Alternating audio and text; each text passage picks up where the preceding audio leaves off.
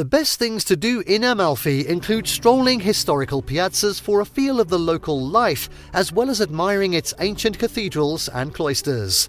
The namesake town of Italy's famous coast is a gem with old-world charms.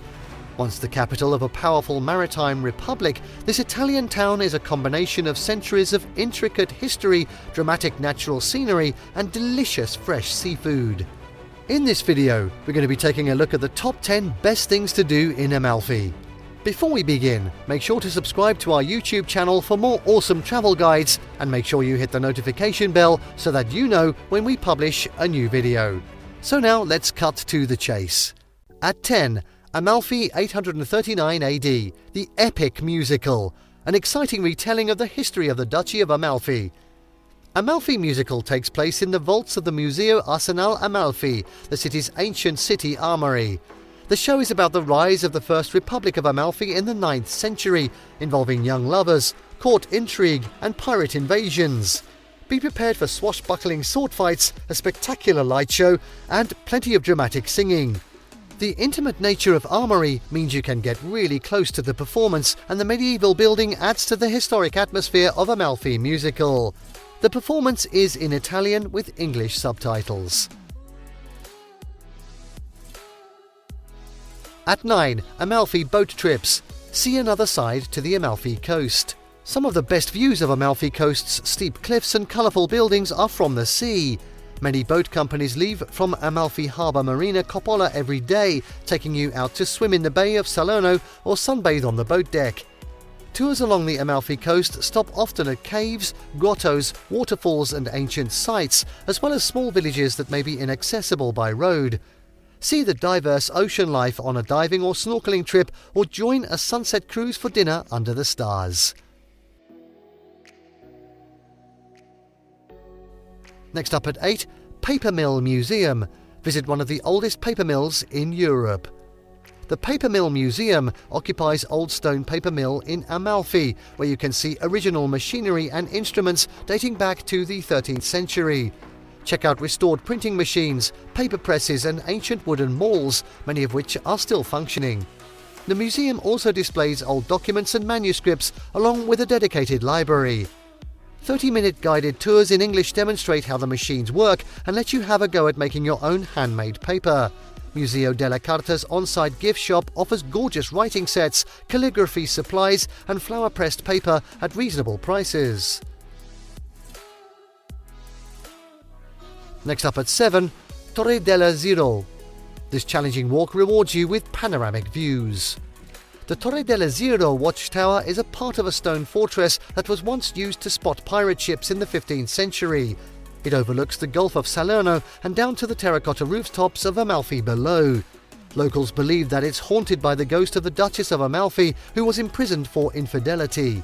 Hiking to the top of Torre dello Ziro from Amalfi is a scenic but steep experience, taking around 2 to 4 hours, depending on your pace. You can also catch a bus to the nearby town of Pontone, which has an easier walk that takes less than 3 hours to reach this watchtower. Next up, at 6, Ruga Nova Mercatorum. Take a stroll down Amalfi's main shopping street. Ruga Nova Mercatorum is one of Amalfi's busiest shopping streets, which stretches from the waterfront to the iconic Cathedral of St. Andrew. The walkway has plenty of historical buildings, as well as quaint cafes and shops selling souvenirs. It's quite easy to explore the entire street length on foot, as motorized vehicles rarely pass through Ruga Nova Mercatorum. Papermaking has been a popular industry in Amalfi for centuries, so you'll find many shops selling handmade paper and beautiful stationery. There are also lots of places to buy local herbs and spices, including Amalfi's ubiquitous and delicious limoncello. Street concerts or light shows occasionally take place in the evenings. At 5, Lido delle Sirene. Food, swimming and sunbathing. Sounds great. Lido delle Sirene, or Mermaid Beach, is close to the harbour and Marina Grande Beach.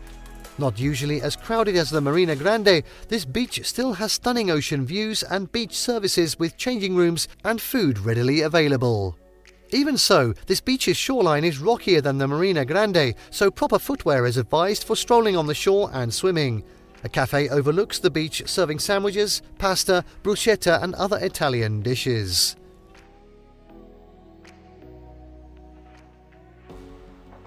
At 4. Villa Rufolo.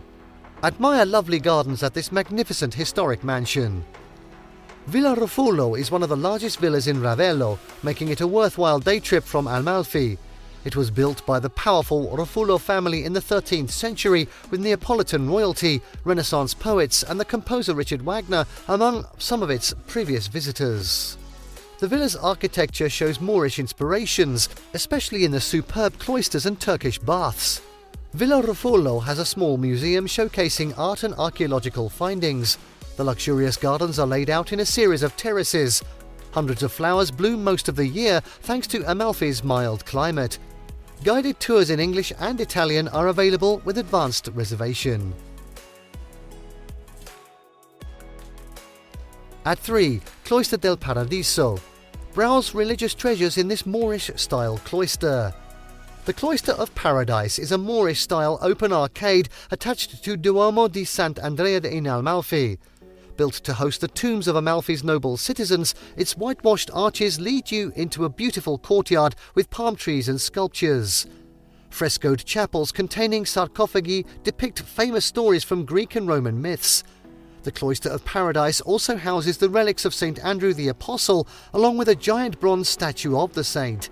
An ancient mitre decorated with seed pearls and gems and an 18th century bishop's Cézanne chair from Macau and 2 silver embossed reliquary heads are highlights among a huge collection of artifacts in the Cloister of Paradise. At 2. Cathedral of St. Andrew. An ancient cathedral showcasing the city's changing history. The Cathedral of St. Andrew is an imposing 9th century building with a colourful past.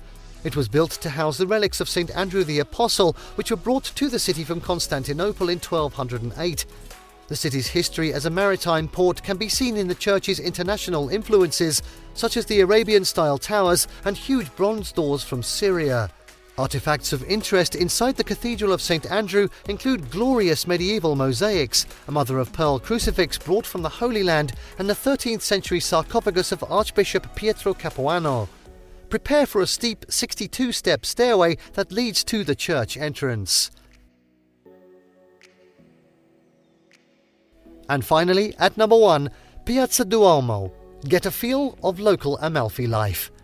Piazza Duomo is a bustling square that leads off Via Lorenzo, one of the main thoroughfares in Amalfi. It's a popular meeting spot in the city, with plenty of shops, cafes and restaurants. The elegant facade of the Cathedral of St. Andrew is on the eastern edge of this medieval square.